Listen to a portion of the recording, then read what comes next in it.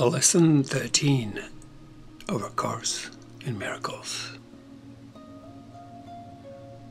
A meaningless world engenders fear. Today's idea is really another form of preceding one, except that it is more specific as to the emotion aroused. Actually, a meaningless world is impossible. Nothing without meaning exists.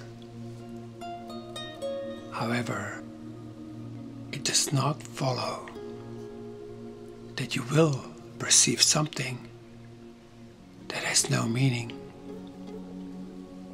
On the contrary, you will be particularly likely to think you do perceive it. Recognition of meaninglessness arouses intense anxiety in all the separated ones. It represents a situation in which God and the ego challenge each other as to whose meaning is to be written in the empty space which meaninglessness provides. The ego rushes in frantically to establish its own ideas there, fearful that the void may otherwise be used to demonstrate its own unreality. And on this alone, it is correct. It is essential, therefore, that you learn to recognize the meaninglessness and accept it without fear. If you are fearful, it is certain that you will endow the world with attributes which it does not possess, and crowded with images that do not exist. To the ego, illusions are safety devices, as they must also be to you who equate yourself with the ego. The exercises for today, which should be done about 3 or 4 times, for not more than a minute or so at the most each time, are to be practiced in somewhat different way from the preceding ones. With eyes closed, repeat today's idea to yourself. A meaningless world engenders fear.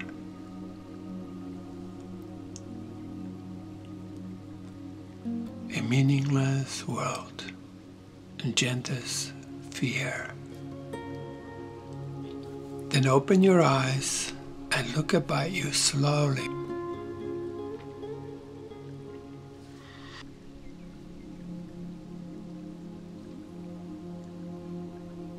I am looking at a meaningless world. I am looking at a meaningless world. Repeat this statement to yourself as you look about. Then close your eyes and conclude with: a meaningless world engenders fear because I think I am in competition with God. You may find it difficult to avoid resistance in one form or another to this concluding statement. Whatever form such resistance may take, remind yourself that you are really afraid of such a thought because of the vengeance of the enemy.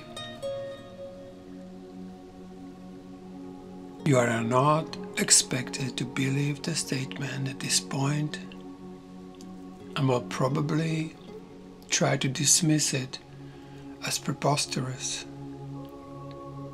Note carefully, however, any sign of overt or covert fear which it may arouse. This is our first attempt at stating an explicit cause and effect relationship of a kind which you are very inexperienced in recognizing.